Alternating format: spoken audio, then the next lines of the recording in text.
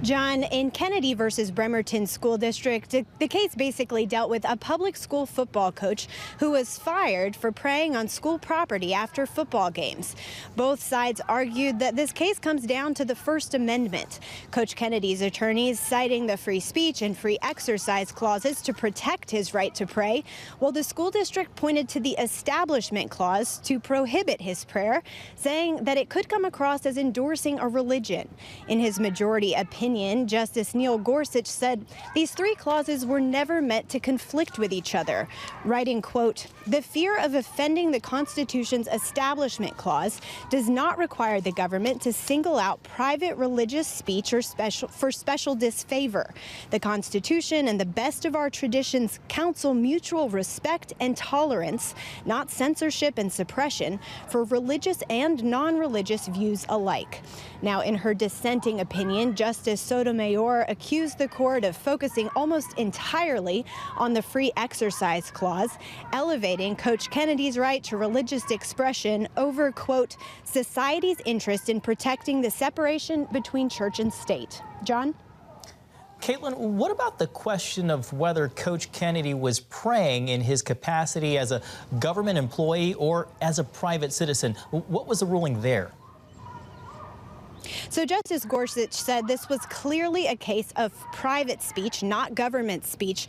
He pointed to the fact that whenever Coach Kennedy prayed, he was speaking not in his job as coach. So that means he wasn't instructing players. He wasn't talking strategy or on-field performance or any other topic that the school district paid him to talk about. John?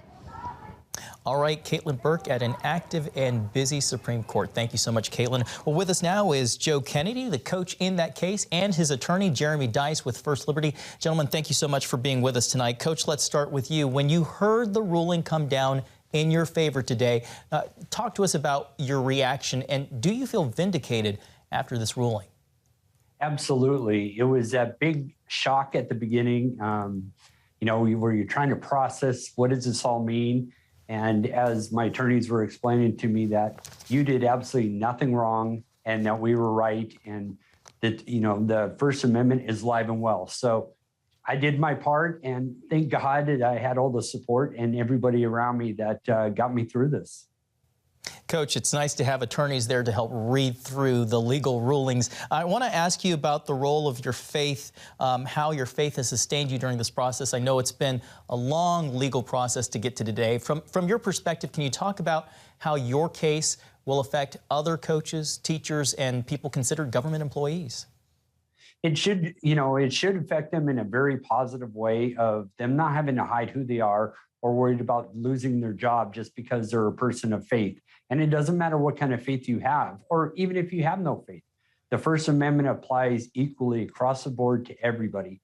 So I think it's a wonderful thing for all Americans. Every single public school employee and everyone in America should be celebrating that, hey, now we have something on the books that actually puts us in the right direction of, like the Supreme Court guy said, of, hey, we all need to get along and play well. And Jeremy, to you, the school district's argument pitted the First Amendment's Establishment Clause against the free speech and free exercise clauses. Jeremy, why didn't that defense work? Well, I think it's because the freedom of religion has been so robust in this country that when you go through the schoolhouse gates, students certainly, but also teachers and coaches do not have to shed those constitutional rights when they walk through those gates. And what I think we saw Justice Gorsuch say so well today is that school districts cannot use the Establishment Clause to censor the Free Exercise Clause, as they've done so many times, too many times in the last many years now. Instead, when a coach is engaged in a private act of religion for 15 to 20 seconds on the 50-yard line, like Coach Kennedy was, that's something to celebrate and to welcome on campus rather than censor it or drive it out as if there's some sort of pestilence on campus that needs to be removed lest it infect everybody else. Instead, the First Amendment means that people of faith can be people of faith. They don't need to choose between the job that they love and their faith to stay employed. Jeremy, can you walk us through the case origins again? I believe it's worked its way to the Supreme Court and then got bumped back down and worked its way back. Can you walk us through that? Yeah, in 2015, Coach Kennedy was suspended after praying for 15 to 20 seconds by himself at the 50-yard line. We filed that lawsuit. We lost at the district court, appealed that to the Ninth Circuit Court of Appeals and lost there as well. Appealed that to the Supreme Court of the United States, and they said that we needed to provide a little bit more information. So we went back down to the district court, lost there again, went back to the Ninth Circuit, lost again, and then appealed finally to the Supreme Court of the United States for the second time, and this time we won. And what has happened now is that the court has declared that the Bremerton School District has engaged in discrimination against Coach Kennedy and has directed the district court to enter summary judgment on behalf of Coach Kennedy, which means that this case is now over. The Supreme Court has declared that the school district has violated the Constitution. They have violated the civil rights of Coach Kennedy. And the thing that we asked for, which is very simple, that he be a coach again and be allowed to pray after the football game on a knee for 15 to 20 seconds on the 50-yard line, that's the relief to which he's entitled. So we're looking forward to getting Coach back out on that field so that he can coach those guys again. And you'll find him after the whistle blows at the 50-yard line, taking a knee in private prayer, just as Jeremy, the Supreme Court said he can. Real quickly here, I want to get in one more question for Coach, but can you answer what does this ruling in a wider sense mean for religious liberty, and does it effectively do away with the so-called lemon tests, which in the past were seen by critics as justification to censor religious speech?